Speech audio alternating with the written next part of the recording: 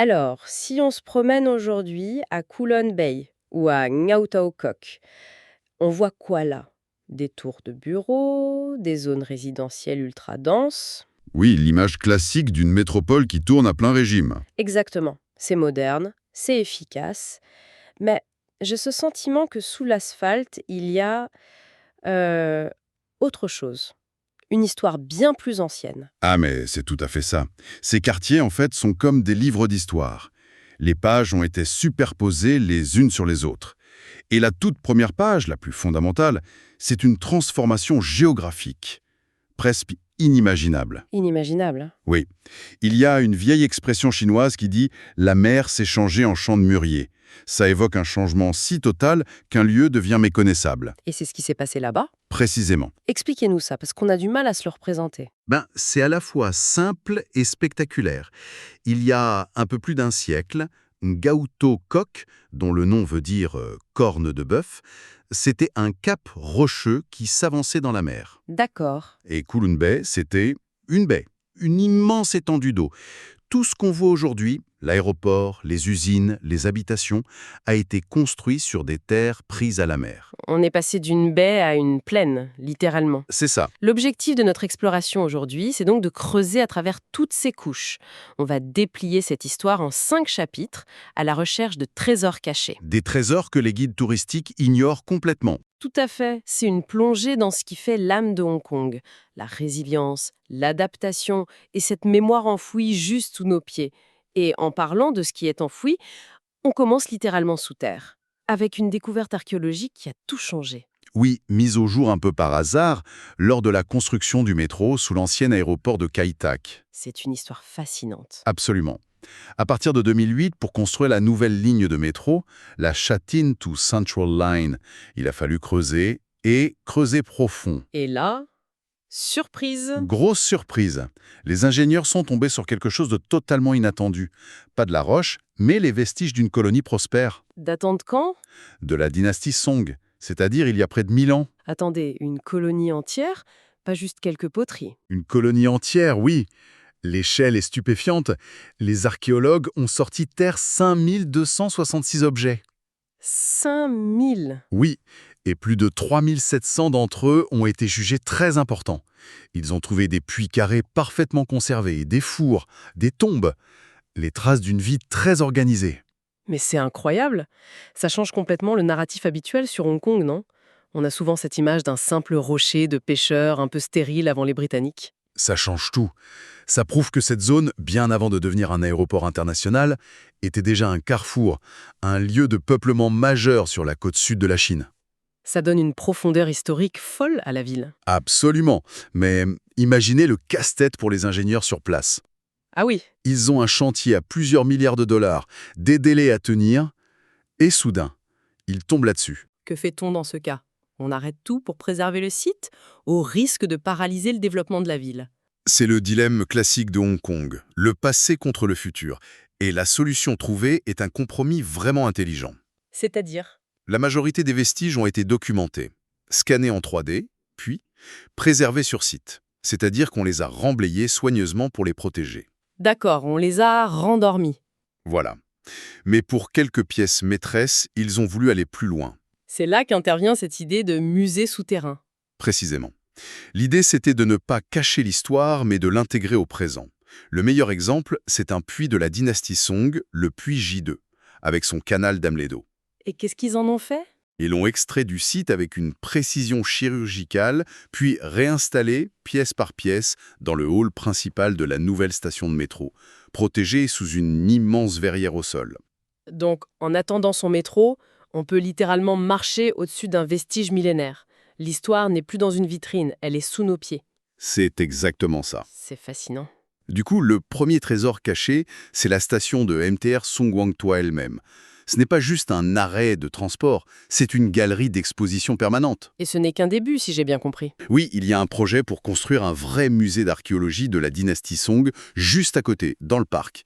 L'idée, ce serait de créer un sentier historique qui relierait ce musée aux vestiges de la cité murée de Kowloon. On pourrait alors se balader à travers 1000 ans d'histoire sur quelques kilomètres carrés. Voilà. C'est fou de penser qu'on marche sur une histoire si ancienne. Mais cette nouvelle terre, créée pour l'aéroport et le reste, elle a bien dû venir de quelque part. Et ça nous amène à une histoire presque de sacrifice, celle du voisin, Gautaukok. On nous vient.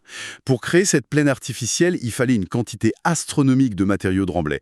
De la terre, de la roche. Et la source était juste à côté. Juste à côté, Gaotaokok, le fameux cap en corne de bœuf, était réputé pour la qualité de sa pierre. Il faisait partie des 4 montagnes de l'extraction de pierre à Hong Kong, une industrie cruciale depuis le début du 19e siècle. Vous voulez dire que la colline a littéralement été déversée dans la baie, hein?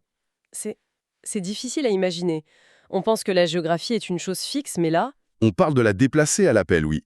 En fait, la relation de cause à effet est hyper directe, c'est ça qui est fou. C'est-à-dire? Pour créer la plaine de Kowloon Bay, on a dynamité et excavé une grande partie de la région de la vallée de Jordan, à Ngaotokok. Le quartier s'est dissous en quelque sorte. C'est une bonne image, oui. Il s'est dissous pour donner naissance à son voisin. C'est un exemple parfait de destruction créatrice, un concept qui a vraiment façonné Hong Kong. Ngaotokok n'est pas juste le voisin de Kowloon Bay, il en est la matière première. Le cap a donc disparu, la vallée a été nivelée. Est-ce qu'il reste la moindre trace de tout ça aujourd'hui? Physiquement, presque rien. Le trésor ici n'est pas un objet, c'est une expérience, un exercice d'imagination. Comment ça? Il faut se rendre à la promenade du front de mer de Kwun-Tong. Si on a une vieille carte de la région, c'est encore mieux. D'accord. En se tenant là, face au port, on peut visualiser l'ancienne ligne de côte qui passait juste au sud de l'actuelle Ngaotokok Road. Et on réalise que la terre sous nos pieds et tout ce qui s'étend devant, eh bien tout ça a été fabriqué avec la montagne qui n'existe plus. On ne regarde plus seulement le paysage, on regarde l'histoire de sa fabrication. Absolument. Et même si les carrières sont fermées depuis 1967, on sent encore cet héritage industriel, non? Ah oui, complètement. Il suffit de se promener dans les zones industrielles. On y trouve encore des ateliers de métallurgie, des quais de chargement un peu décrépits. Ce sont des hommages silencieux à des générations de tailleurs de pierre et d'ouvriers. Et toute cette nouvelle terre, elle avait un but bien précis dans les années 70. Ce qui nous amène à... À l'épopée de l'aéroport de Kai Tak. Exactement. Oui, ce remblaiement a servi à créer le socle physique de l'envol économique de Hong Kong. On a construit l'aire de trafic de l'aéroport, les zones industrielles de Kowloon Bay et Gaotaokok, les zones de fret. C'est là que le Made in Hong Kong a pris son essor. Tout à fait.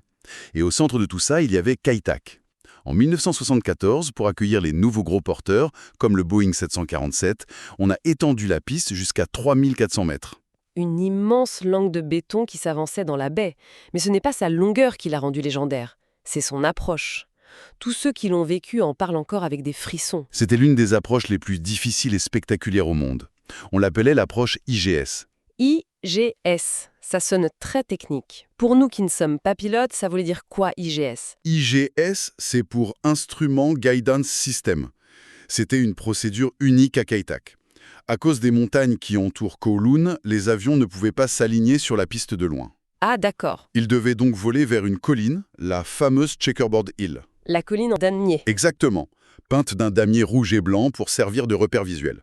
Une fois que les pilotes voyaient ce damier, ils devaient effectuer un virage manuel très serré à droite, à seulement 47 degrés, et à très très basse altitude. C'est là que ça devenait fou, non?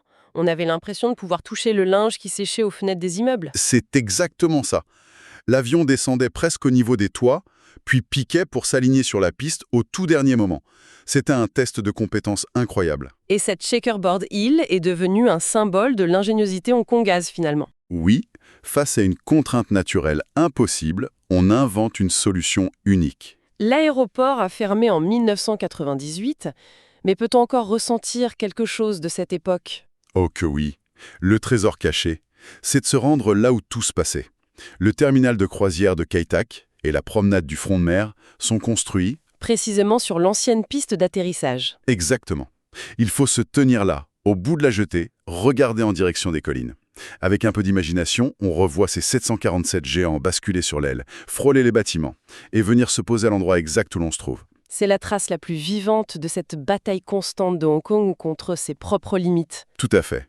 C'est une image de prouesse technique incroyable. Mais un aéroport et des usines, c'est le matériel. Qu'en est-il des gens?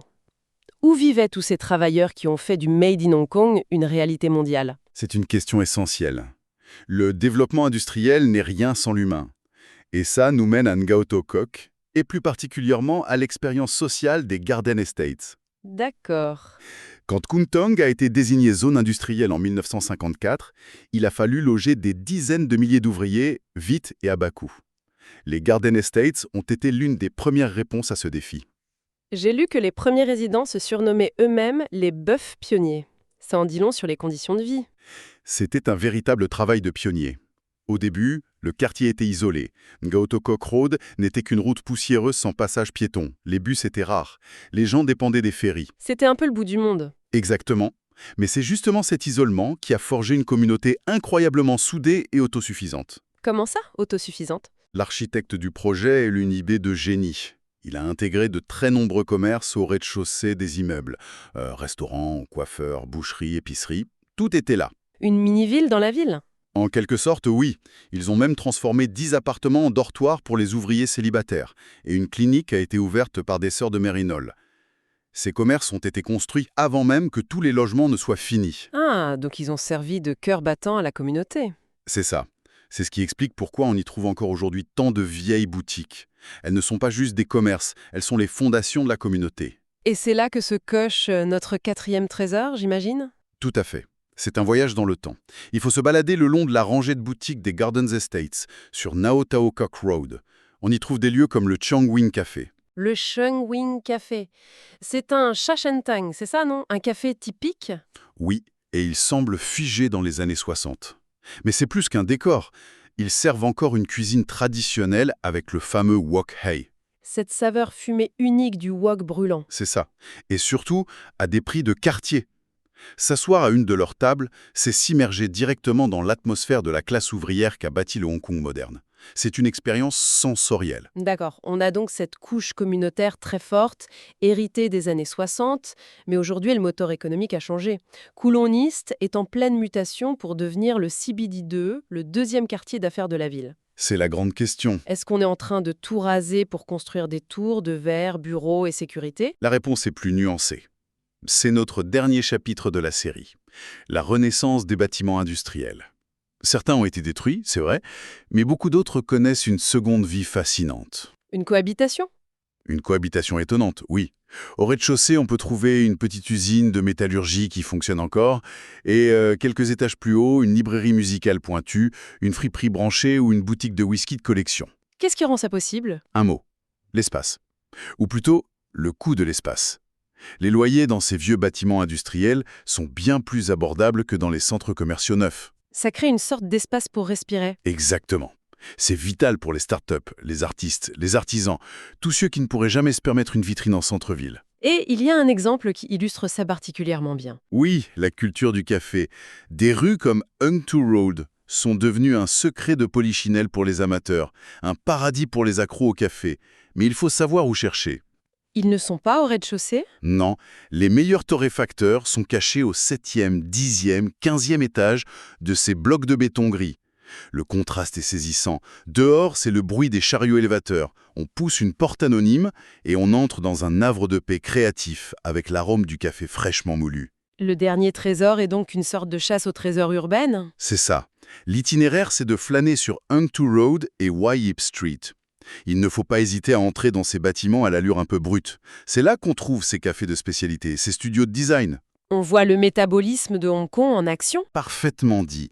La structure industrielle du passé est conservée, mais sa fonction est complètement réinventée de l'intérieur. Quel parcours! On a commencé à 1000 ans sous terre avec la dynastie Song, on a assisté à la dissolution d'une montagne, on a frôlé les immeubles à Kai Tak, et on termine dans un café branché au sommet d'une ancienne usine. C'est ça qui est passionnant. L'histoire n'a pas disparu, elle est juste compressée, pliée dans les couches du paysage urbain. Chaque lieu raconte une facette de la déesse de Hong Kong. Le sacrifice, la résilience, l'audace. Exactement. Le sacrifice de la montagne, la résilience des bœufs pionniers, l'audace des pilotes de Kai Tak. En fin de compte, ces trésors cachés, qu'il s'agisse d'un puits ancien ou d'un torréfacteur dans un entrepôt, sont plus que de simples anecdotes. Ce sont des points d'ancrage. Oui, il nous rappelle que cette ville est dans un état de redéfinition perpétuelle, mais qu'elle n'oublie jamais complètement d'où elle vient. Et ça nous laisse avec une dernière réflexion, peut-être? Oui, quand on regarde un paysage urbain, Est-ce qu'on ne voit que son présent? Ou est-ce qu'on peut apprendre à voir toutes les couches du passé sur lesquelles il a été construit? Celles qui sont encore visibles. Et surtout, celles qui sont devenues invisibles, enfouies sous nos pieds. Chaque coin de rue devient alors une invitation à une sorte de fouille archéologique personnelle.